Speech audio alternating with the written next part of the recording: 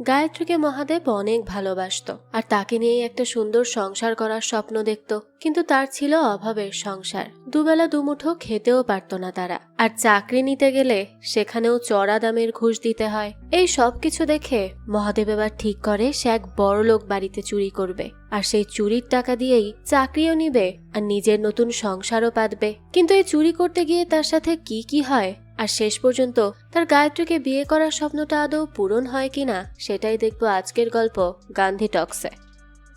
শুরুতেই আমরা একটা বস্তির দৃশ্য দেখতে পাই। ভোরের আলো ফুটতেই দেখা যায় বস্তিবাসী যে যার কাজে ব্যস্ত হয়ে পড়ে। কারো দিকে তাকানোর সময়টুকুও নেই কারো, কেননা সবাই জীবনের তাগিদে প্রতিনিয়ত ছুটে চলেছে। সেখানে অবসর কাটানোর কোনো সময় নেই। তো দেখা যায় বেশিরভাগ বস্তিতে যেমন হয় এখানেও তেমন। ওয়াশরুমের সামনেও লম্বা একটা লাইন ছিল, সেখানে কেউ কাউকে ছাড় দিতে রাজি না। হঠাৎই তখন দেখা যায় একটা ছেলে তার অসুস্থ মাকে কোলে নিয়ে ওই ওয়াশরুমের সামনে আসে। ওরা আসতেই দেখা যায় পুরো পরিস্থিতি পাল্টে যায়। ছেলেটা রিকোয়েস্ট করতেই সাথে সাথে সবাই সিরিয়াল ভেঙে তার মাকেই আগে ওয়াশরুমে যাওয়ার সুযোগ দেয় বস্তিবাসী। আমরা জানতে পারি এই ছেলেটার নাম মহাদেব। মহাদেবের বাবা নেই, অসুস্থ মাকে নিয়ে সে এই বস্তিতে কোনো রকমে জীবন পার করছে। আর যেহেতু মহাদেবের মা একেবারেই শয্যাশায়ী, তাই মায়ের সমস্ত কাজ মহাদেবকেই করতে হয়। এছাড়া যে আর কোনো উপায় নেই তার। তাছাড়া সে তার মাকে অনেক ভালোবাসে। মাকে গোসল করানো, খাইয়ে দেওয়া, এমনকি তাকে ওয়াশরুমে নিয়ে যাওয়া, এই সব সে নিজে হাতে করে থাকে। সবকিছু পারলেও মহাদেব রান্নাটা করতে পারত না। তাই যারা বিভিন্ন অফিসে টিফিন সার্ভিস দেয় এখানে, তাদের কাছ থেকেই সে কিছু খাবার নিয়ে থাকে।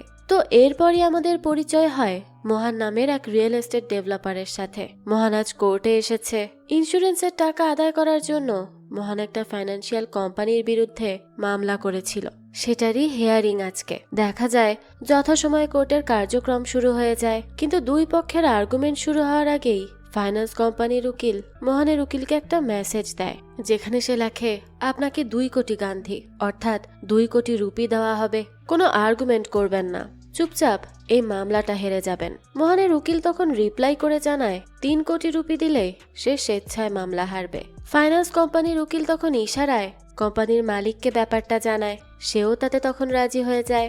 আর এরপরই দুই উকিলের মধ্যে ডিল ফাইনাল হয়। এরপর ফাইন্যান্স কোম্পানির উকিল জাজের ফোনেও একটা মেসেজ পাঠায়। সে জাজকে 1 কোটি গান্ধী অফার করে। জাজ তো এই মেসেজ দেখার সাথে সাথে রিপ্লাই করে, ইয়েস আই লাভ গান্ধী, অর্থাৎ 1 কোটি রুপিতে জাজের সঙ্গেও ডিল ফাইনাল হয়ে যায় যে সে ফাইন্যান্স কোম্পানির পক্ষেই রায় দিবে। এরপর আর কি, ফলাফল যা হওয়ার তাই হয়। মোহন এই কেসটা হেরে যায়, যার ফলে মোহন ইন্স্যুরেন্সের টাকা তো পাই না, উল্টো মোহনের উপরেই জরিমানা ধরা হয়। কোর্টে এটাও উল্লেখ করা হয় যে মোহন যদি জরিমানার টাকা সময় মতো না দেয়, তাহলে তার সম্পত্তি নিলাম করে টাকা উসুল করা হবে। এই ঘটনার পর তো মোহন অনেক বেশি হতাশ হয়ে যায়। সে একেবারে অসহায় দৃষ্টিতে কোর্ট রুমে টানানো মহাত্মা গান্ধীর ছবির দিকে তাকিয়ে থাকে। এক এক করে দেখা যায় কোর্ট থেকে সবাই বের হয়ে যায়, কিন্তু মোহন সেখানেই বসে থাকে। সে একা বসে বসে ভাবতে থাকে যে সে কিভাবে সবকিছু ম্যানেজ করবে। এক পর্যায়ে সে এতটা বেশি ভেঙে পড়ে যে চিৎকার করে কাঁদতে শুরু করে। কিছুক্ষণ পর নিজেকে কিছুটা সামলে নিয়ে সে বাড়ির উদ্দেশ্যে রওনা দেয়। গাড়িতে বসে সে তার পুলিশ অফিসার বন্ধুকে একটা মেসেজ পাঠায়। মোহন তাকে জানায়, আমরা হেরে গেছি, তাই প্ল্যান বি এর জন্য প্রস্তুতি নাও। এরপর আমরা আবারও মহাদেবকে দেখতে পাই। মহাদেব একজন শিক্ষিত কিন্তু বেকার যুবক। আর সে বেকার হওয়ার কারণে বাবার মৃত্যুর পর বেশ অভাব অনটনেই দিন কাটছে মহাদেব এবং তার মায়ের। মহাদেবের বাবা মুম্বাই মিউনিসিপ্যালিটিতে পরিচ্ছন্নতা কর্মী হিসেবে কাজ করত, কিন্তু একদিন হঠাৎ হার্ট অ্যাটাকে তার মৃত্যু হয়।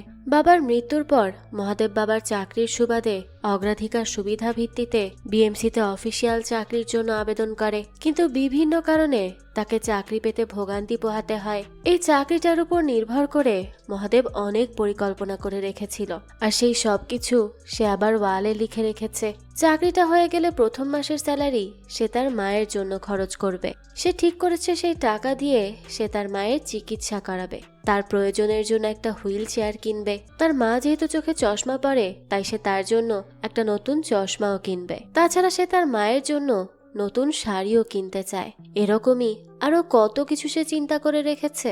এরপর সে ঠিক করেছে সে যখন দ্বিতীয় মাসের স্যালারি পাবে সেটা সে খরচ করবে তার ভালোবাসার মানুষ গায়ত্রীর জন্য।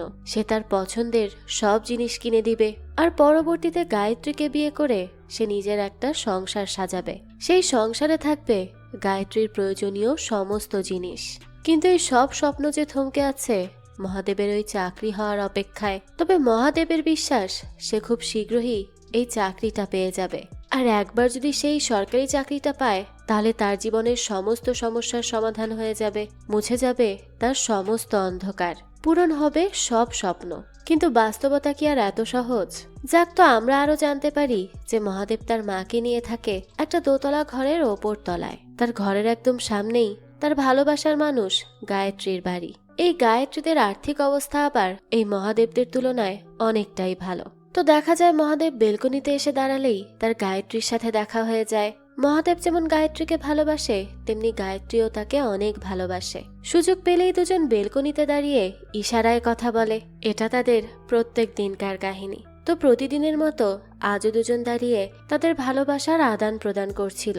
সেই সময় গায়ত্রী ইশারায় মহাদেবকে কিছু একটা বলার চেষ্টা করে, কিন্তু মহাদেব তো কিছুতেই তার ইশারা বুঝতে পারছিল না। সে বোঝার অনেক চেষ্টা করে, কিন্তু না পেরে শেষমেশ ঘরের ভেতর চলে যায় আর তার ফোনটা নিয়ে আসে যাতে সে গায়ত্রীকে কল করে শুনতে পারে যে সে আসলে কি বলতে চাইছে। কিন্তু দুঃখের বিষয় হলো অনেকদিন ফোনে রিচার্জ না করায় মহাদেবের ইনকামিং এবং আউটগোয়িং সার্ভিস দুটোই বন্ধ হয়ে গেছে।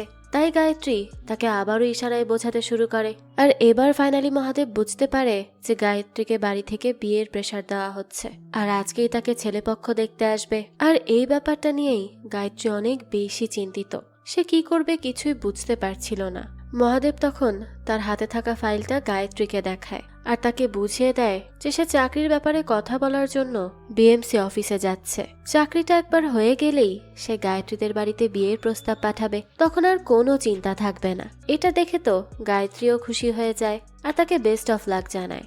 এখানে এরা দুজন দূর থেকে একে অপরের প্রতি নির্মলভাবে ভালোবাসা প্রকাশ করে। তখন কিছুক্ষণের জন্য দেখা যায় দুজনেই কল্পনার জগতে হারিয়ে যায়। তবে সেই সময় মহাদেবের ঘোর কাটে প্রতিবেশীর রেডিওর সাউন্ড শুনে আর গায়ত্রীর ঘোর কাটে তার মায়ের ডাকে। তার মা তার সামনে কয়েকটা শাড়ি নিয়ে এসে দেখতে থাকে যে কোন শাড়িটাতে তাকে সবচেয়ে বেশি সুন্দর দেখাবে। সেই শাড়িটা পরিয়েই সে তার মেয়েকে ছেলেপক্ষের সামনে পাঠাবে। গায়ত্রী তো তার মাকে তার মনের কথাটা জানাতেই পারে না, চুপচাপ সব মেনে নেয়। ওদিকে মহাদেব রিয়েলাইজ করে তার হাতে নষ্ট করার মতো আর সময় নেই, যা করার খুব দ্রুতই করতে হবে। তাই সে আর এক মুহূর্ত সময় নষ্ট না করে বিএমসি অফিসের উদ্দেশ্যে রওনা হয়। মহাদেব যাচ্ছিল লোকাল বাসে করে। আমরা জানতে পারি তার পকেটে সামান্য কিছু টাকাই ছিল, যা দিয়ে পুরো রাস্তার বাস ভাড়াটাও হবে না।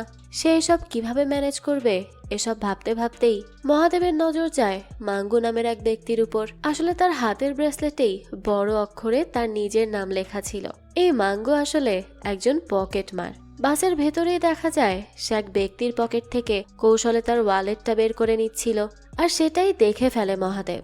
মহাদেব তখন ইশারায় মাঙ্গুকে শাসাতে থাকে আর ওই ব্যক্তির ওয়ালেটটা ফিরিয়ে দিতে বলে, কিন্তু মাঙ্গু এতে মোটেও রাজি হয় না। তখন মহাদেব এই কথা সবাইকে বলে দেওয়ার হুমকি দেয়।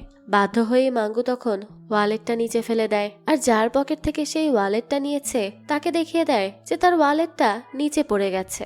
লোকটা তখন মাঙ্গুকে ভালো মানুষ ভেবে তার প্রতি কৃতজ্ঞতা জানায়। এখন মাঙ্গু যেহেতু মহাদেবের চোখ এড়িয়ে আর পকেট মারতে পারবে না, তাই সে চুপচাপ বাস থেকে নেমে যায়। তবে নামার আগে সে মহাদেবকে হুমকি দিয়ে যায় যে আজকের ঘটনা সে মনে রাখবে। ওদিকে বাসের সুপারভাইজার ভাড়া তুলছিল, কিন্তু মহাদেবের কাছে তো পর্যাপ্ত টাকাই নেই। তাই সুপারভাইজার তার কাছে টাকা চাওয়ার আগেই সে বাস থেকে নেমে যায় আর বাকিটা পথ সে কষ্ট করে হেঁটেই চলে যায়। যাওয়ার পথে সে একটা মন্দির দেখতে পায়, তাই সাথে সাথে সেখানে মাথা ঠেকিয়ে প্রার্থনা করে যে আজ যেন তার চাকরিটা হয়েই যায়। তো এরপর মহাদেব যখন বিএমসি অফিসে পৌঁছায় তখন সেখানে এক অন্যরকম দৃশ্য দেখা যায়। অফিসের স্টাফরা সবাই মহা ব্যস্ত, কেউ চা খেতে খেতে গসিপে ব্যস্ত, আবার কেউ সহকর্মীর চুল বেঁধে দিতে ব্যস্ত, কেউ আবার শাড়ি ঠিক করে নিজেকে পরিপাটি করতে ব্যস্ত। সরকারি অফিস বলে কথা, ব্যস্ততা তো থাকবেই। যাক, মহাদেব যখন সেখানকার সিনিয়র অফিসারের রুমের সামনে যায়, অফিসারের পিয়ন তখন মহাদেবকে বাইরে বের করে দেয় আর তাকে সেখানেই অপেক্ষা করতে বলে, কেননা ভেতরে তখন অন্য একজন ইন্টারভিউ দিচ্ছিল। তো তার ইন্টারভিউ শেষ হলেই দেখা যায় পিয়ন মহাদেবকে ভেতরে ডেকে নেয় অফিসার তখন খুব মন দিয়ে মহাদেবের ফাইলটা পড়ে।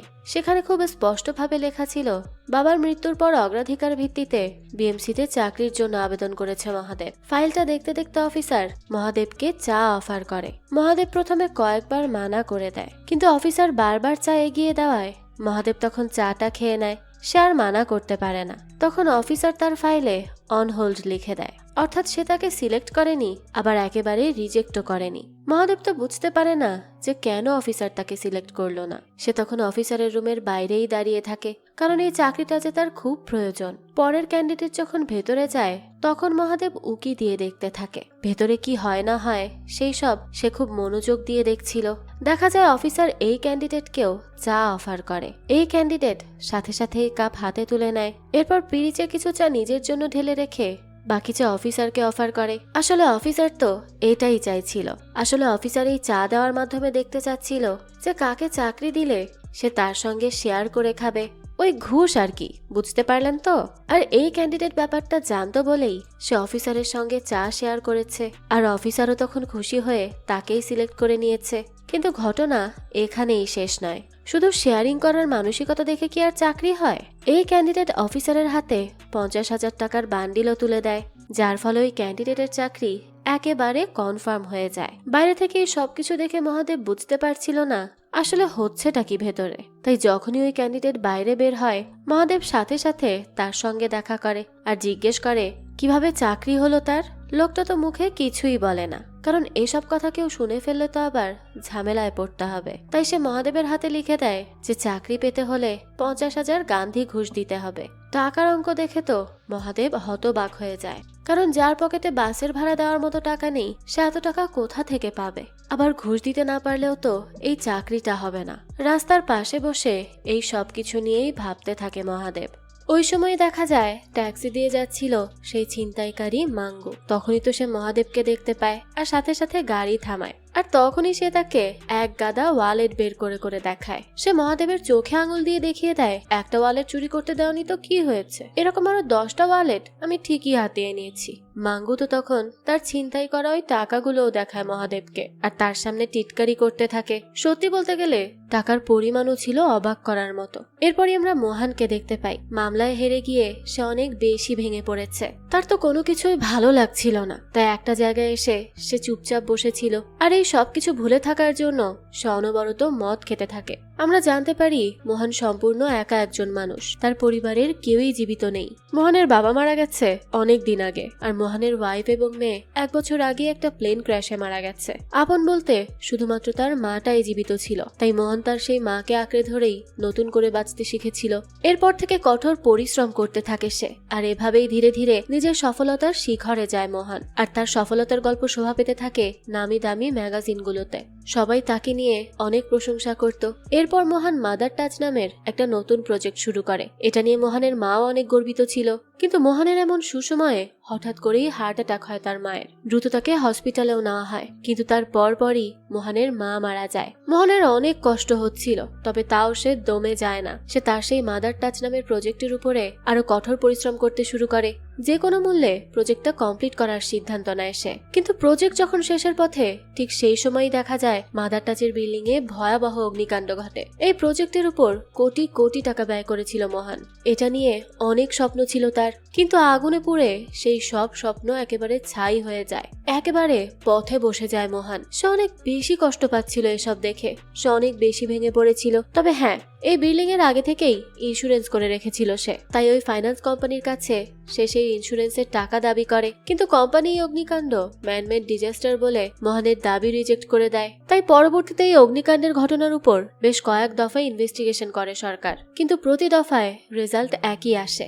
সবাই বলে যে কেউ ইচ্ছে করেই আগুন লাগিয়েছে এই বিল্ডিং এ, যার কারণে ইনভেস্টাররাও ইনভেস্টমেন্টের সমস্ত টাকা ফেরত চায় মোহনের কাছে। বেচারা মোহন তো সব দিক দিয়ে একেবারে চাপের মধ্যে পড়ে যায়। সে কি করবে সেটাই বুঝে পাচ্ছিল না। এক কথায় সে পুরো দেউলিয়া হয়ে যায়। তাছাড়া মোহন আর বেতন দিতে পারবে না বুঝতে পেরে তার সমস্ত স্টাফরাও চাকরি ছেড়ে দিয়ে চলে যায়। এমনকি মোহনের সব থেকে বিশ্বস্ত মানুষ তার ড্রাইভার, সেও চলে যায়। তবে সে চলে যাওয়ার আগে নিজের জমানো 50,000 টাকার চেক মোহনের হাতে তুলে দিয়ে যায়, কারণ সে হয়তো ভেবেছিল মোহনের এই দুঃসময়ে এই 50,000 টাকা কিছুটা হলেও কাজে লাগবে। তবে মোহনের এই দুর্দশা এখানেই শেষ হয় না। যেসব ব্যাংক থেকে মোহন লোন নিয়েছিল তারাও মোহনের মাদার টাচ প্রজেক্টটা বাজেয়াপ্ত করে দেয়। তাছাড়া মোহনের কাছে অনেক দামি দামি গাড়িও ছিল, সেগুলোও তারা বাজেয়াপ্ত করে নেয়। তবে মোহন বুদ্ধি করে একটা গাড়ির টায়ার সহ সব পার্টস খুলে রেখেছিল, সেগুলোর উপর আবার গাছও লাগিয়ে রেখেছিল যাতে করে তারা ওইটাকে নষ্ট গাড়ি মনে করে। আর তার এই বুদ্ধি কাজে লেগে যায়। তারা এই গাড়িটাকে নষ্ট মনে করে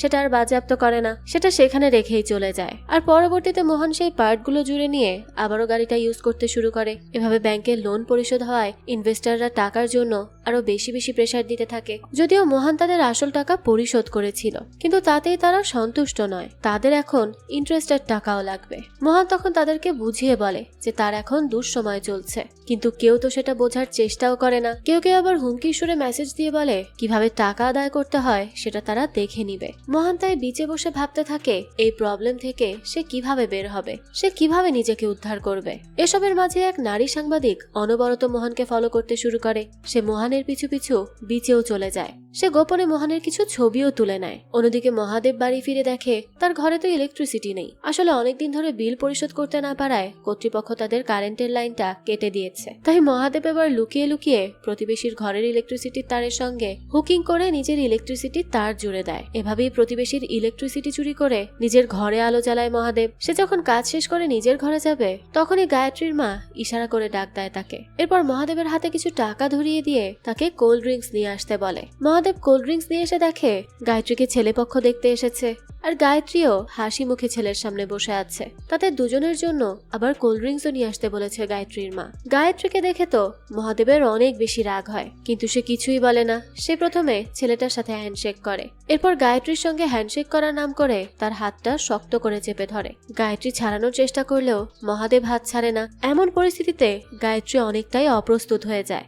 এসব দেখে তো গায়ত্রীর মা সেখানে চলে আসে আর মহাদেবকে জোর করে রুমের বাইরে নিয়ে যায়, আর এই ঘরের দরজাটা বাইরে থেকে বন্ধ করে দেয়। মহাদেব তখন আর কিচ্ছু না বলে নিজের ঘরে চলে যায়। টিফিন ডেলিভারি বয় ততক্ষণে দরজার সামনে টিফিন বক্স রেখে গিয়েছিল।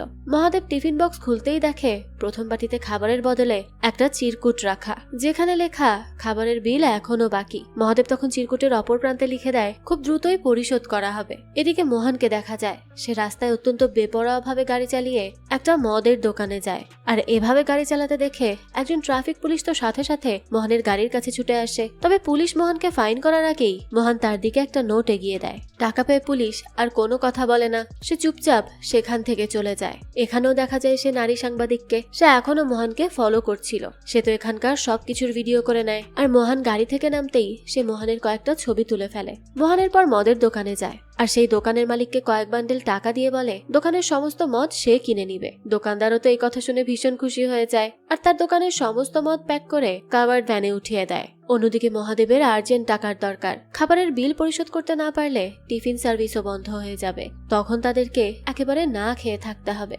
তাই মহাদেব একটা বার্থডে পার্টিতে কৃষ্ণ সেজে যায়। সেখানকার সবাইকে সেইভাবে এন্টারটেইন করতে থাকে। সেই সময় বার্থডে পার্টিতে একটা বাচ্চা মহাদেবের উপর কেক ছুঁড়ে মারে। ওই পার্টিতে মহানও উপস্থিত ছিল। সে সাথে সাথে মহাদেবের মুখে লেগে থাকা কেকটা পরিষ্কার করে দেয়। এরপর দেখা যায় ওই পার্টি থেকে মহাদেব কিছু টাকা পায়। পার্টি শেষে টাকা গুনতে গুনতে মহাদেব বাড়ির দিকে যাচ্ছিল, কিন্তু ওই সময় একটা বাইকের ধাক্কায় মহাদেবের হাত থেকে টাকাগুলো পড়ে যায়। বাইকের পেছনেই ছিল মোহনের গাড়ি। মোহনের গাড়িটাও মহাদেবের টাকার উপর দিয়েই চলে যায়। সেই সময় দেখা যায় একটা নোটও ছিঁড়ে যায়। মহাদেব ওই ছেঁড়া নোটটা দেখার পর মোহনের গাড়ির পেছনে ছুটতে শুরু করে। মোহনের গাড়ির কারণেই যেহেতু নোটটা ছিঁড়েছে তাই সেটা তো তারই চেঞ্জ করে দেওয়া উচিত। তাই মহাদেব ছুটতে ছুটতে একেবারে মোহনের বাড়ির সামনে গিয়ে পৌঁছায়, কিন্তু বাড়ির ভেতরে সে ঢুকতে পারে না। তাই ছেঁড়া টাকাটাও আর চেঞ্জ করা হয় না। এত কষ্ট করে কয়টা টাকা পেল, তার মধ্যেও একটা নোট ছিঁড়ে গেল। তাই এসব নিয়ে মহাদেব অনেক বেশি উদাস হয়ে যায় আর চুপচাপ বাড়ি ফিরতে শুরু করে। কিন্তু বাড়ি ফিরে এসে দেখতে পায় তার মা অনেক অসুস্থ হয়ে পড়েছে। তার ট্রিটমেন্ট করানোর জন্য গায়ত্রী একজন ডাক্তারকেও ডেকে এনেছে। মহাদেব তার মায়ের পাশে বসলে গায়ত্রী মহাদেবের হাত ধরে, কিন্তু মহাদেব তো সাথে সাথে গায়ত্রীর হাতটা সরিয়ে দেয় আর নিজের মায়ের হাত ধরে। আসলে গায়ত্রী ছেলেপক্ষের সামনে হাসি মুখে বসে থাকায় মহাদেব এখনো তার উপর অনেক বেশি রেগেছিল। যাক, তো ডাক্তার এখান থেকে চলে যেতেই গায়ত্রী মহাদেবের রাগ ভাঙানোর চেষ্টা করে। সে মহাদেবকে বোঝাতে চায় যে সে শুধুমাত্র মহাদেবকেই ভালোবাসে, কিন্তু অনেক চেষ্টা করেও গায়ত্রী তার রাগ ভাঙাতে পারে না। মহাদেব তো গায়ত্রীকে ঘর থেকেই বের করে দেয় আর তার ঘরের দরজাটা বন্ধ করে দেয়। এরপর রাতের খাবার খাওয়ার জন্য মহাদেব যখন টিফিন বক্স খোলে তখন সে দেখতে পায় আজ তো 2টো বাটিই খালি, আর চিরকুটে লেখা কাল থেকে টিফিন একেবারেই বন্ধ। এসব দেখে তো সে হতাশ হয়ে যায়। এরপর সে বার্থডে পার্টি থেকে পাওয়া সেই টাকাগুলো পকেট থেকে বের করে আর গুনে দেখে এখানে যে টাকা আছে তা দিয়ে টিফিনের বিল পরিশোধ হবে না, তার উপর আবার একটা নোট ছেঁড়া। তাই সে প্রচন্ড হতাশ হয়ে যায়। না খেয়েই সে শুয়ে পড়ে। এর কিছুক্ষণ পরেই গায়ত্রী দরজার নিচ থেকে একটা ছেলের ছবি পাঠায়। মহাদেব ছবিটা হাতে নিয়েই চিনতে পেরে যায়, কারণ এই ছেলেটাই তো আজ গায়ত্রীকে দেখতে এসেছিল। এখানে দেখা যায় ছেলেটার ছবির উপর ক্রস দিয়ে রেখেছে গায়ত্রী, অর্থাৎ সে ছেলেটাকে রিজেক্ট করে দিয়েছে। ছবির পেছনে ছেলের বায়োডাটা লেখা, সেখানে ছেলের স্যালারি 30,000 টাকা লেখা আছে, আর সেই জায়গাটাও মার্ক করে দিয়েছে গায়ত্রী। আসলে সে মহাদেবকে এটা বোঝানোর চেষ্টা করেছে যে তার পরিবার যত বড় অ্যামাউন্টের স্যালারি পাওয়া ছেলেই দেখুক না কেন সে রিজেক্ট করবেই, কারণ সে শুধুমাত্র মহাদেবকে ভালোবাসে আর কাউকে না। পরদিন সকালেই দেখা যায় এক রাজনৈতিক নেতা তার দলবল নিয়ে নির্বাচনী প্রচারণায় নেমে পড়ে। তারা সোজা চলে আসে বস্তিতে। নেতা সবাইকে আশ্বাস দেয় যে বস্তিবাসীর সব সমস্যার সমাধান করবে সে। আমরা দেখতে পাই নেতার সাথে সেই পকেটমার মাঙ্গুও আছে, সেও নেতার জন্যই কাজ করছে। এরপর দেখা যায় নেতা সবার হাতে 500 টাকার নোট ধরিয়ে দেয় যাতে তারা ভোটটা তাকেই দেয়। তখন মহাদেব জানায় তার ভোট 500 টাকাতে বিক্রি হবে না, ভোট যদি কিনতেই হয় তবে তার ভোট কিনতে 50,000 টাকা লাগবে। এই কথা শুনে তো নেতা খুবই রেগে যায় আর সেখান থেকে কিছু না বলেই চলে যায়। এই নেতার সম্পর্কে মহাদেব খুব ভালোভাবেই জানে। দুর্নীতি করে করে ফুলে ফেপে উঠেছে সে। আর ওই পকেটমার মাঙ্গু, সে তো পকেট কেটে প্রতিদিন হাজার হাজার টাকা ইনকাম করে। মহাদেব এবার রিয়েলাইজ করে সৎ পথে আসলে অভাব দূর করা সম্ভব না। অভাব আর দুঃখ কষ্ট দূর করতে হলে তাকে অসৎ পথ বেছে নিতেই হবে। সবকিছু চিন্তা ভাবনা করে মহাদেব ঠিক করে যে সেও অসৎ পথেই টাকা ইনকাম করবে, সেও চুরি করবে, কারণ এছাড়া তো সে আর কোনো উপায় খুঁজে পাচ্ছে না। তাই এবার মহাদেব চুরির প্ল্যানিং করতে শুরু করে। চুরি করার জন্য সে টার্গেট করে মোহনের বাড়ি। বার্থডে পার্টিতে মোহনকে দেখে তার মনে হয়েছিল মোহন অনেক ধনী লোক। তাছাড়া মহাদেব তো মোহনের বাড়ি পর্যন্তও গিয়েছিল। তার বাড়িতে বর্তমানে শুধু একজন সিকিউরিটি গার্ড কাজ করে। তাকে ফাঁকি দিয়ে ওই বাড়ির ভেতরে ঢোকা বেশ সহজই হবে, কিন্তু চুরি ডাকাতি করতে হলে তো অস্ত্রের দরকার। তাই সে এবার অস্ত্র কিনতে একটা মার্কেটে চলে যায়, কিন্তু অস্ত্রের যেই দাম ছিল সেটা দেখে তো বেচারার গলায় শুকিয়ে যায়। শেষ পর্যন্ত সস্তায় একটা কাটারি কিনে নেয় সে। কাকতালীয় ভাবে দেখা যায় আজ মোহনও এসেছে ওই মার্কেটে। সে এখান থেকে একটা ড্রিল মেশিন কিনে নেয়। ড্রিল মেশিনের দাম পরিশোধ করে মোহন যেই তার ওয়ালেটটা পকেটে রাখবে সেই সময় তার ওয়ালেটটা নিচে পড়ে যায়। আর এটা তো মহাদেব সাথে সাথে দেখে ফেলে। মাঙ্গুকে দেখে অনুপ্রাণিত হয়ে মহাদেবও এবার এই ওয়ালেট চুরি করার চিন্তা ভাবনা করে, কিন্তু চারিদিকে এত লোকের মাঝে ওয়ালেট উঠানোর সাহস হয় না তার। এক পর্যায়ে সে তার সদ্য কেনা কাটারিটা ওয়ালেটের পাশে ফেলে দেয় যাতে করে সে তার কাটারি উঠানোর সময় ওয়ালেটটাও নিয়ে নিতে পারে। কিন্তু দুঃখের বিষয়, মহাদেবের এই দীর্ঘ সময় ধরে করা পরিকল্পনা সফল হতে হতে মোহন বুঝে যায় যে তার ওয়ালেটটা পড়ে গেছে। তাই সে আবারও সেখানে ফিরে আসে আর তার ওয়ালেটটা উঠিয়ে নিয়ে চলে যায়। আর মহাদেব সে তো বোকার মতো তাকিয়ে থাকে। এই বাজারে আবার মাঙ্গুর সাথেও দেখা হয় তার। মাঙ্গুর কাছে তো দামি একটা বাইক ছিল। এটা দেখে মহাদেব চিন্তা করে মানুষের পকেট কেটে দেখি ভালোই টাকা কামিয়েছে এই লোক।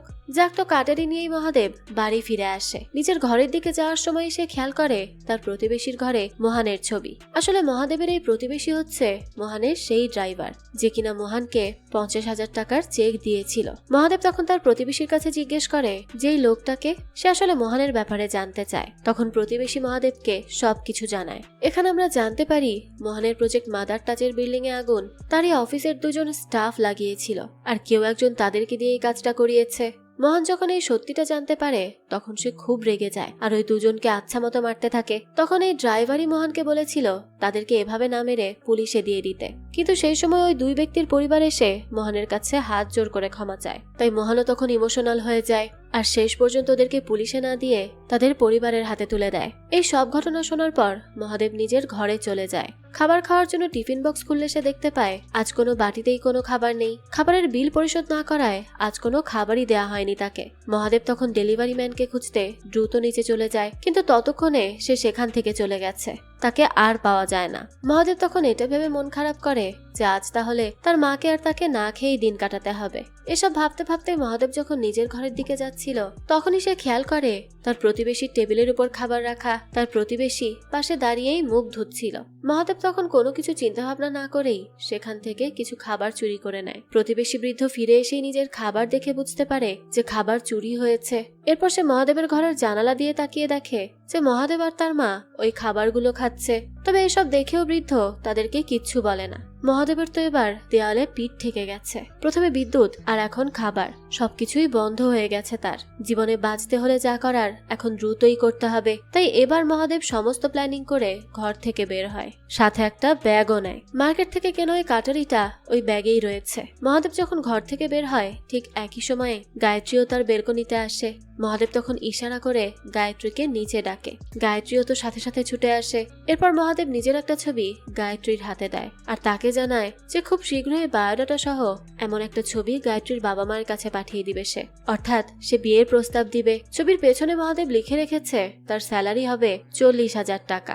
এসব দেখে তো গায়ত্রী অনেক খুশি হয়ে যায়। এরপরই মহাদেব নিজের পরিকল্পনা সফল করার উদ্দেশ্যে বেরিয়ে পড়ে, কিন্তু সে চলে যাওয়ার সময় তার পকেট থেকে একটা কাগজ পড়ে যায়। গায়ত্রী ওই কাগজটা উঠিয়ে দেখে সেখানে মহাদেব তার সমস্ত প্ল্যান লিখে রেখেছে। প্রথমে সে মোহনের বাড়িতে চুরি করবে আর চুরি করা ওই টাকাগুলো ঘুষ হিসেবে দিয়ে একটা চাকরি নিবে। এরপর প্রথমে তার মায়ের সব কষ্ট দূর করবে আর তারপর গায়ত্রীকে বিয়ে করে সুখে শান্তিতে থাকবে। মহাদেবের এই চুরির প্ল্যান দেখে গায়ত্রী হতবাক হয়ে যায়। সে তো বিশ্বাসই করতে পারছিল না মহাদেবের মতো একজন মানুষ চুরিও করতে পারে। এদিকে মহাদেব সরাসরি মোহনের বাড়ির সামনে চলে যায়। সে ওই ছেঁড়া নোটের ভেতর দিয়ে মোহনের বাড়ির উপর নজর রাখতে থাকে। মোহন তখন বাড়ির বাইরেই ছিল। মহাদেব খেয়াল করে কেউ একজন মোহনের বাড়ির গেটে নোটিশ লাগিয়ে দিয়ে গেছে। এরই মাঝে দেখা যায় মোহনও ফিরে আসে। নোটিশ লাগাতে দেখে সে একটু দূরে গাড়ি দাঁড় করিয়ে বোঝার চেষ্টা করে যে কি হচ্ছে। নোটিশ লাগানোর পর লোকটা চলে গেলে মোহন এসে সেটা পড়ে দেখে। সেখানে লেখা ছিল ইনভেস্টরদের ইন্টারেস্টের টাকা 48 ঘন্টার মধ্যে পরিশোধ না করলে মোহনের এই বাড়ি নিলামে তোলা হবে। মোহন তখন সাথে সাথে নোটিশটা ছিঁড়ে ফেলে। এরপর সে যখন গাড়ি নিয়ে তার বাড়ির ভেতরে ঢোকে তখন সিকিউরিটি গার্ডও গাড়ির পিছু পিছু যায় আর গেট খোলার সুযোগ পেয়ে মহাদেবও বাড়ির ভেতর ঢুকে পড়ে। এর পরপরই একটা পুলিশের গাড়ি আসে। এই ব্যক্তি হচ্ছে মোহনের সেই বিশ্বস্ত পুলিশ অফিসার আর বন্ধু বিশ্বরাম। বিশ্বরাম মোহনকে একটা নিউজ পেপার দেখায়। ইদানিং মোহন রাস্তাঘাটে মদ পান করছে এমন একটা নিউজ পাবলিশ করেছে কেউ একজন। হয়তো এটা সে নারী সাংবাদিকের কাজ, কিন্তু মোহন এই ব্যাপারটায় একেবারেই পাত্তা দেয় না। মোহন এবং বিশ্বরাও একসঙ্গে বসে কিছু প্ল্যানিং করতে থাকে। এরপর মোহন একটা ব্রিফকেস বের করে সেখান থেকে একটা টাকার বান্ডেল বিশ্বরাওয়ের হাতে তুলে দেয়। বিশ্বরাও টাকা নিয়ে চলে যায়। মহাদেব তখন বাইরের জানালা দিয়ে এই সব কিছু দেখছিল, কিন্তু সে কোনো কথা শুনতে পারে না। তো বিশ্বরাও চলে যাওয়ার পর মোহন বিনা কারণে বাড়ির কাজের লোকের সঙ্গে রাগারাগি করতে থাকে আর তাকে বাড়ি থেকেও বের হয়ে যেতে বলে। কিন্তু তাকে বের করে দেওয়ার আগে মোহন তার হাতে মোটা অঙ্কের টাকা দেয়। আসলে মোহন এবং বিশ্বরাও যে প্ল্যানটা করেছে সেখানে বাড়ির কাজের লোক থাকলে সেই প্ল্যান অনুযায়ী কাজটা করা সম্ভব হবে না। তাই মোহন কৌশলে কাজের লোককে বিদায় করে আর এখন সে ব্রিফকেস নিয়ে বের হওয়ার জন্য রেডি হচ্ছিল। মোহন বাইরে কোথাও যাবে বুঝতে পেরে সে বের হওয়ার আগেই মহাদেব গাড়ির পেছনে লুকিয়ে পড়ে। এর কিছুক্ষণ পরই মোহন গাড়ি নিয়ে বেরিয়ে যায়। এরপরে আমরা সেই নেতার মাঙ্গুকে দেখতে পাই ইলেকশনের সময়। তাই বেশি বেশি টাকা ইনকাম করার জন্য মাঙ্গু এখন পকেট কাটা বাদ দিয়ে ফুল টাইম নেতার জন্য কাজ করছে। নেতা শহরের সব ধনী ব্যক্তিদের একটা লিস্ট তৈরি করে মাঙ্গুকে দেয়। ইলেকশনের জন্য সবার কাছ থেকে ডোনেশন আদায় করতে হবে মাঙ্গুকে। সে প্রথমে মাঙ্গুকে একটা ডনের কাছে যেতে বলে। মাঙ্গু লিস্ট নিয়ে নিজের কাজে লেগে পড়ে। অন্যদিকে বিশ্বরাও মর্গে গিয়ে সেখানকার এক সিকিউরিটি গার্ডের সঙ্গে সেটিং করে মর্গ থেকে একটা বেওয়ারিশ ডেড বডি জোগাড় করে। আর এদিকে মোহন টাকা ভর্তি ব্রিফকেস নিয়ে একটা ক্লাবে চলে যায়। মোহন ক্লাবে ঢুকলে মহাদেব তার পেছন পেছন যায়। এখানে মাঙ্গুর সঙ্গে মহাদেবের দেখা হয়ে যায়। মাঙ্গু তো এক ডনের পাশে দাঁড়িয়েছিল। মূলত নেতার কথা মতোই সেই ব্যক্তির কাছ থেকে টাকা নিতে এসেছে আর মোহনও টাকা নিয়ে ওই ডনের টেবিলেই বসে। ওরা মূলত এখানে বসে জুয়া খেলার জন্য। মাঙ্গু এবং মহাদেব একে অপরকে দেখে একটু ভাব নেওয়ার জন্য একে অপরকে নিয়ে প্রেস করতে থাকে। মাঙ্গু ভাব নিয়ে বলতে থাকে আমি ডনের লোক, আর মহাদেব বলে আমি মোহনের লোক। দুজনেই নিজেদের পাতানো বসকে সাপোর্ট দিচ্ছিল। এদিকে আবারও সেই নারী সাংবাদিককে দেখা যায়। সে মোহনকে ফলো করতে করতে এখানেও পৌঁছে গেছে। সে আবারও মোহনের কিছু ছবি তুলে নিজের বসের কাছে পাঠিয়ে দেয়, আর সাংবাদিকের বস আবার সেই ছবিগুলো সেন্ট্রাল মিনিস্টারের কাছে পাঠায়। তো দেখা যায় জুয়া খেলায় ডন খুব বাজেভাবে হেরে যায় আর জিতে যায় মোহন। মোহনের বিজয়ে মহাদেব খুশি হয়ে পাগলের মতো নাচতে থাকে, আর মহাদেবের ডান্স দেখে মোহনও খুশি হয়ে যায়। কিন্তু সে বেশিক্ষণ অপেক্ষা করতে পারে না, তাই ডান্স শেষ হওয়ার আগেই সে সেখান থেকে চলে যায়। মহাদেব ডান্স শেষ করে যখন দেখে যে মোহন চলে গেছে, তখন সে চিন্তায় পড়ে যায় যে সে কিভাবে মোহনের বাড়িতে পৌঁছাবে। কোনো উপায় না পেয়ে মহাদেব তখন তার ব্যাগ থেকে কাটারিটা বের করে আর সেটা দিয়ে একটা সাইকেল চালককে ভয় দেখিয়ে তার সাইকেলটা হাতিয়ে নেয়, আর এরপরই দ্রুত গতিতে ছুটে চলে মোহনের বাড়ির দিকে। অন্যদিকে মাঙ্গু ডনের কাছ থেকে ব্যাগ ভর্তি টাকা নিয়ে নেতার কাছে পৌঁছায়। মাঙ্গু এতগুলো টাকা এনে দিলেও নেতা তার বিনিময়ে মাঙ্গুকে একটা টাকাও দেয় না। এতে মাঙ্গু অনেক বেশি ক্ষুব্ধ হয়। সে চিন্তা করে, ঠিক আছে, নেতা যেহেতু দিলই না, তাহলে সেই টাকা অন্যভাবে আদায় করবে। এরপরই মাঙ্গু নেতার সেই লিস্ট চেক করে, সেখানে মোহনেরও নাম আছে। যেহেতু নেতার লিস্টের সবাই অনেক ধনী, তাই মাঙ্গু এবার সিদ্ধান্ত নেয় সে মোহনের বাড়িতে চুরি করবে। এদিকে মোহন বাড়িতে পৌঁছে সবার আগে বাড়ির সিসিটিভি ক্যামেরা বন্ধ করে দেয়। এরপর দোকান থেকে কেনা সমস্ত মদের বোতল বের করে ড্রিল মেশিন দিয়ে বোতলের সিপিগুলো ছিদ্র করে, আর তারপর ওই ছিদ্রগুলোতে মোমবাতি রেখে দেয়। একে একে সবগুলো মদের বোতলেই সে একই কাজ করে। ওদিকে মাঙ্গু বাড়ির সিকিউরিটি গার্ডকে অজ্ঞান করে ভেতরে ঢুকে পড়ে, আর কিছুক্ষণের মধ্যে মহাদেবও সেখানে পৌঁছে যায়। সিকিউরিটি গার্ড ঘুমাচ্ছে ভেবে মহাদেব পা টিপে টিপে বাড়ির ভেতরে যায়। বেচারা তো জীবনে প্রথমবার চুরি করতে এসেছে, তাই মনে অনেক ভয় কাজ করছিল তার। মহাদেবের পায়ের শব্দও যেন কেউ টের না পায়, তাই সে স্যান্ডেল খুলে ব্যাগে ঢুকিয়ে নেয়। ওদিকে মাঙ্গু অলরেডি ওয়াল টপকে বাড়ির ভেতরে পৌঁছে যায়। সে তো সোজা দোতলায় ঢুকে পড়ে, কিন্তু মহাদেব তো আর এত পাকা প্লেয়ার না, তাই সে ধীরে ধীরে মোহনের চোখ ফাঁকি দিয়ে উপরে উঠে যায়। মোহন তখনও মদের বোতলে ছিদ্রই করে যাচ্ছিল। এরপর মহাদেব অনেক খোঁজাখুঁজি করে একটা ড্রয়ারের ভেতর ছোট্ট একটা কৌটো খুঁজে পায়। সেটার ভিতর অনেকগুলো কয়েন ছিল। যদিও কয়েনগুলো একত্রিত করলে খুব একটা বেশি টাকা হবে না, তবুও মহাদেব এটাতেই অনেক খুশি হয়। সে কল্পনা করতে শুরু করে এই কয়েনগুলো দিয়ে সে কি কি করবে। মহাদেবের পর খেয়াল করে ওই কৌটার ঢাকনায় গুড লাক লেখা, তাই সে খুব বেশি না ভেবে কৌটোটা ব্যাগের ভেতর ঢুকিয়ে নেয়। সেখান থেকে অন্য এক রুমে যাওয়ার সময় মহাদেবের চোখ পড়ে একটা আয়নায়। আয়নায় নিজেকে দেখে মহাদেব নিজের চোখের দিকে তাকাতে ভীষণ লজ্জা পাচ্ছিল, কারণ আজ থেকে সে একজন চোর। এটা তার জন্য অনেক লজ্জাজনক। যাক, মহাদেবের পর কি করবে এটা ভাবতে ভাবতে বাড়ির কিচেনে ঢুকে পড়ে। ওই সময় মোহনও পানি খাওয়ার জন্য কিচেনে আসে। মোহনকে দেখেই তো মহাদেব দ্রুত লুকিয়ে পড়ে। এরপর মোহন পানি নেওয়ার জন্য ফ্রিজ খুললে মহাদেব দেখে ফ্রিজ ভর্তি খাবার। এসব দেখে তো ক্ষুধার্ত মহাদেব আর নিজেকে কন্ট্রোল করতে পারে না। মোহন কিচেন থেকে বের হতেই মহাদেব ফ্রিজ খুলে গোগ্রাসে খেতে থাকে। খাবারগুলো খাওয়ার সময় তার আবার নিজের মায়ের কথাও মনে পড়ে, কারণ তার মাও তো না খেয়ে আছে। তাই সে তার মায়ের জন্য কিছু খাবার ব্যাগে ঢুকিয়ে নেয়। ততক্ষণে মোহনের সমস্ত মদের বোতল ছিদ্র করা হয়ে গেছে। মোমবাতি সহ সব বোতল সে পুরো বাড়িতে ছড়িয়ে ছিটিয়ে রেখে দেয়। এরপরই সে আনমনে পিয়ানো বাজাতে শুরু করে, আর মহাদেব এই সুযোগে কিচেন থেকে বের হয়ে অন্য একটা রুমে চলে যায়। সেই সময় মোহন কিছু একটা শব্দ পায়। তার সন্দেহ হয় বাড়িতে হয়তো কেউ ঢুকে পড়েছে, তাই এবার সে তার পিস্তলটা বের করে তাকে খুঁজতে থাকে। মাঙ্গু তো তখন এদিকে টাকা খুঁজে বেড়াচ্ছিল। মোহনের উপস্থিতি টের পেয়ে সে জানালা দিয়ে বের হয়ে দ্রুত ঝুলে পড়ে, আর মোহন সরে গেলে সে লাফ দিয়ে নিচে নামে। এরপর আবারও বাড়ির ভেতরে ঢোকার চেষ্টা করে। এদিকে মহাদেব বুঝতে পারে তার ব্যাগে থাকা ওই কয়েনগুলো থেকে ঝনঝন আওয়াজ হচ্ছে, তাই সে তার মায়ের জন্য চুরি করা এক প্যাকেট দুধ ওই কয়েনের কৌটার মধ্যে ঢেলে দেয়, যাতে করে ঝনঝন আওয়াজটা বন্ধ হয়। এরপর সে মোটা অঙ্কের ক্যাশ পাওয়ার আশায়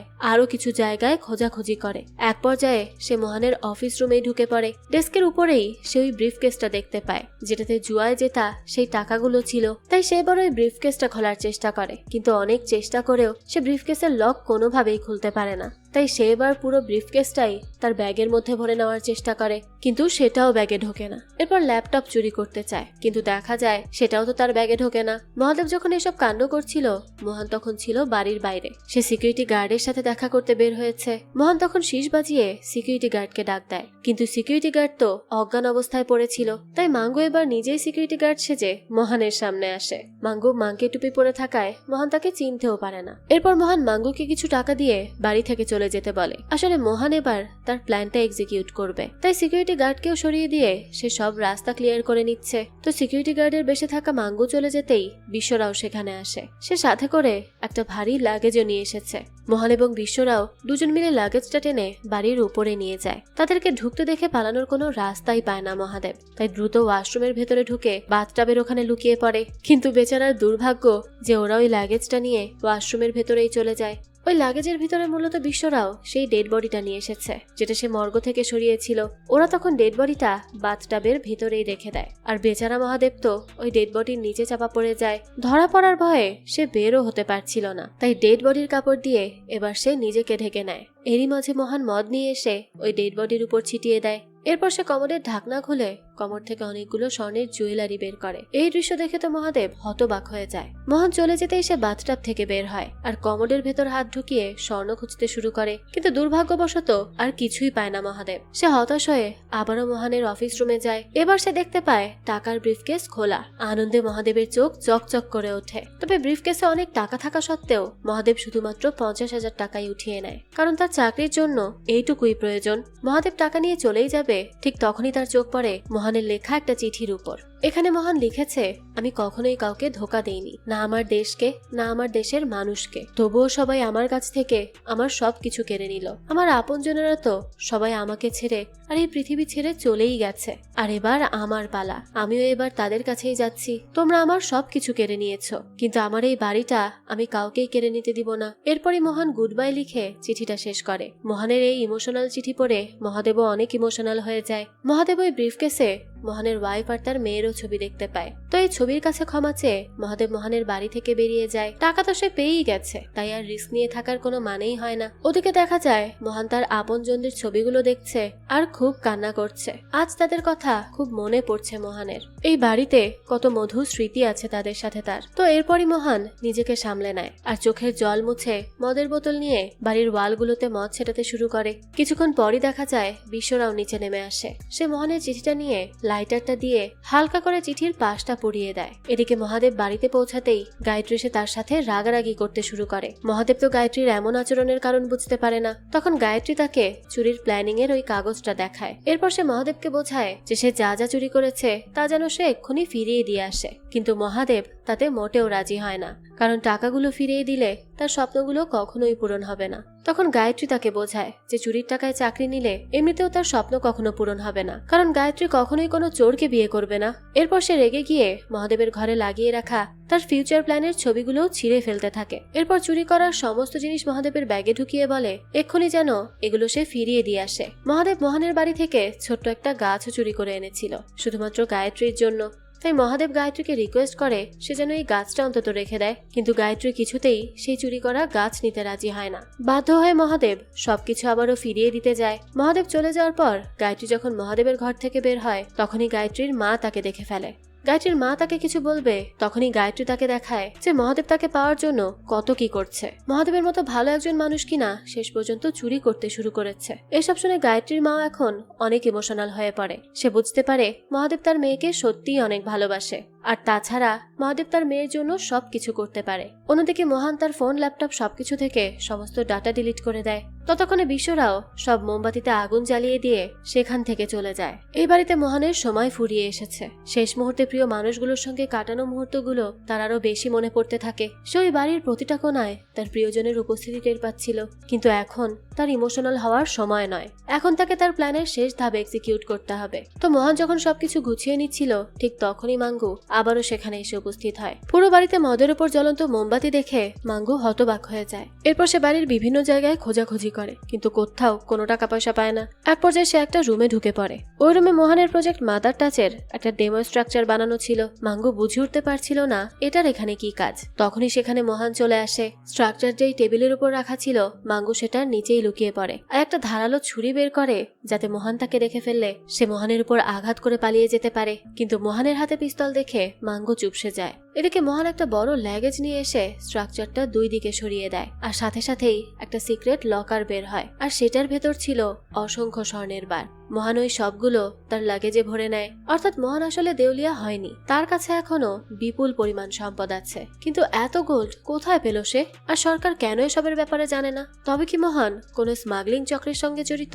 আর মোহন বাড়িতে ডেড বডি রেখে কেন পুরো বাড়িতে বিস্ফোরণ ঘটাতে যাচ্ছে? হ্যাঁ, মদের বোতলগুলোর উপর মোমবাতি সে রেখেছে যাতে সেগুলো ধীরে ধীরে জ্বলতে জ্বলতে একটা সময় বিস্ফোরণ ঘটে। তো তার মূল প্ল্যানটা আসলে কি? অসংখ্য প্রশ্ন এখন শুধু মোহনকে ঘিরে। যাক, এরপরই দেখা যায় মোহন ওই গোল্ড ভর্তি লাগেজটা নিয়ে বাড়ি থেকে বের হয়ে যায়। আর বের হওয়ার আগে শেষবারের মতো সে তার বাড়িটা দেখে নেয়। এরই মাঝে আবার মহাদেব চলে আসে। মোহন বাড়ি থেকে বের হতেই মহাদেব মাংকি টুপি পরে মোহনের সামনে এসে দাঁড়ায়। এরপর বাড়ি থেকে চুরি করা ওই সমস্ত জিনিস বের করে জানায় যে সে কেন এগুলো চুরি করেছে। এরপর সে মোহনের কাছে তার আচরণের জন্য ক্ষমা চায়। মহাদেব মাংকি টুপি পরে থাকলেও তার চোখগুলো খুব চেনা চেনা লাগছিল মোহনের, তাই সে মহাদেবের টুপিটা খুলে ফেলে। মহাদেবকে দেখেই মোহন ইমোশনাল হয়ে যায়, কারণ এই ছেলেটাই তো কয়েক ঘন্টা আগে ক্লাবে তার বিজয়ের খুশিতে পাগলের মতো নাচ করছিল। তো মোহন কিছু বলবে তার আগেই বাড়ির ভেতরে থাকা মদের বোতলগুলো বিস্ফোরিত হতে থাকে। তখন মোহন চুরি করার সমস্ত জিনিস মহাদেবের হাতে দিয়ে দেয় আর সেগুলো নিয়ে তাকে দ্রুত সেখান থেকে চলে যেতে বলে। মহাদেব প্রথমে রাজি না হলেও মোহনের জোরাজোরিতে সে সবকিছু নিয়ে চলে যায়।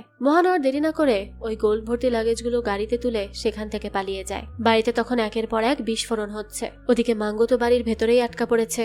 ধীরে ধীরে দেখা যায় পুরো বাড়িতে আগুন লেগে যায়। মাঙ্গুর ভাগ্য ভালো হওয়ায় সে এক লাফ দিয়ে বেরিয়ে আসতে সক্ষম হয়, কিন্তু তার শরীরের কিছুটা অংশ পুড়ে যায়। এরই মাঝে অজ্ঞান হওয়া সিকিউরিটি গার্ডেরও জ্ঞান ফিরে আসে। বাড়িতে আগুন লাগা দেখে সে খুব ভয় পেয়ে যায়। ধীরে ধীরে আগুন তীব্র থেকে তীব্রতর হতে থাকে। আর এখানেই মোহনের প্ল্যান স্পষ্ট হয়। মোহন আসলে বাড়ির ভেতরে ডেড বডিটা রেখে সেখানে আগুন লাগিয়ে দিয়েছে, যাতে আগুন নেভার পর সবাই ওই ডেড বডিটাকেই মোহনের লাশ ভেবে নেয়। আর সবাই যেন এটাই ভাবে যে মোহন ঋণের চাপ সহ্য করতে না পেরে আত্মহনন করে নিয়েছে। এভাবেই সবার চোখে ধুলো দিয়ে মোহন তার সমস্ত সম্পত্তি নিয়ে অন্য কোথাও পালিয়ে যায়। কিন্তু প্রশ্ন তো থেকেই যায় যে মোহন এমনটা কেন করলো, আর কেন সে তার সামর্থ্য থাকা সত্ত্বেও ইনভেস্টরদের টাকা পরিশোধ না করে এত বড় নাটক সাজালো। এদিকে মহাদেব সেই সাইকেলওয়ালার কাছে যায় যার সাইকেল সে ছিনিয়ে নিয়েছিল। সাইকেলওয়ালা মহাদেবকে দেখে ভয় পেলে মহাদেব তার কাছে ক্ষমা চায়। সে সাইকেল তো ফিরিয়ে দেয়, তার সাথে সাথে সে চুরির 50,000 টাকাও তাকে দিয়ে দেয়। এতে সাইকেলওয়ালা যেমন অবাক হয় তেমনি খুশিও হয়। মহাদেবও এখন একটা বড় বোঝা থেকে মুক্ত।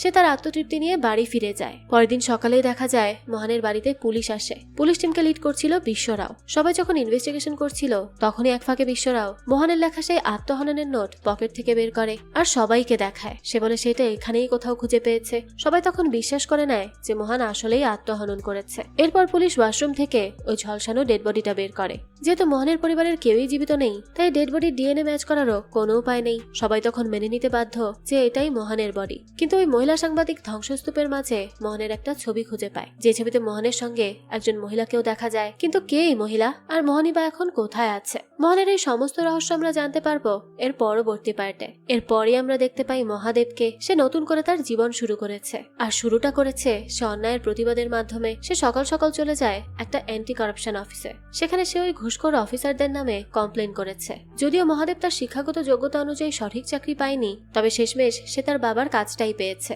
সে এখন বিএমসি এর একজন পরিচ্ছন্নতা কর্মী। তো রাস্তা পরিষ্কার করার সময় মহাদেব ড্রেনের ভেতর একটা পেপার ভেসে যেতে দেখে। সেটা উঠিয়ে ওয়ালে লাগাতেই সে দেখতে পায় সেই ঘুষখোর অফিসারের ছবি। মহাদেবের করা অভিযোগে পুলিশ তাকে অ্যারেস্ট করেছে। তবে যাই হোক, মহাদেব তার স্বপ্নের 40,000 টাকার বেতনের সেই চাকরিটা পায়নি। তবুও সে এখন সুখে আছে, কারণ সে সৎ পথে আছে। আর আমরা জানতে পারি গায়ত্রীর সঙ্গে মহাদেবের বিয়েও হয়েছে। মহাদেবের মাও এখন অনেকটাই সুস্থ। দুপুরবেলা দেখা যায় মহাদেবের মা এবং গায়ত্রী একসঙ্গে তার জন্য খাবার নিয়ে আসে। এটা দেখে তো সেও ভীষণ খুশি হয়ে যায়। এখন আর তাকে টিফিন সার্ভিসের খাবার খেতে হয় না, রান্না করার জন্য ঘরে একটা সুন্দরী বউ এসেছে। যাই হোক, মহাদেবের জীবনের সমস্ত কষ্ট এখন দূর হয়েছে। যদিও মোহনের বেশ কিছু রহস্য থেকে গেছে, তবে মহাদেবের জন্য এটা ছিল গল্পের হ্যাপি এন্ডিং। তো গল্পটা আপনাদের কাছে কেমন লাগলো সেটা অবশ্যই কমেন্ট করে জানাবেন। আর যদি এতটুকুও ভালো লেগে থাকে তাহলে একটা লাইক দিয়ে যাবেন। আর হ্যাঁ, আমাদের এই চ্যানেলে কিন্তু প্রতিনিয়তই নতুন নতুন ভিডিও আপলোড করা হয়। সেই সব ভিডিওর আপডেট পেতে হলে আমাদের চ্যানেলটিকে সাবস্ক্রাইব করে বেল আইকনে অল দিয়ে রাখতে কিন্তু ভুলবেন না। আর একটা কথা, আমাদের সকল ভিডিওর আপডেট পেতে জয়েন করতে পারেন আমাদের হোয়াটসঅ্যাপ চ্যানেলে। লিংক ডিসক্রিপশন বক্সেই দেওয়া আছে। আজকে তাহলে এই পর্যন্তই। আবারও হাজির হব নতুন কোনো ভিডিও নিয়ে। সেই পর্যন্ত সবাই ভালো থাকবেন আর আমাদের চ্যানেলের সাথেই থাকবেন। ধন্যবাদ।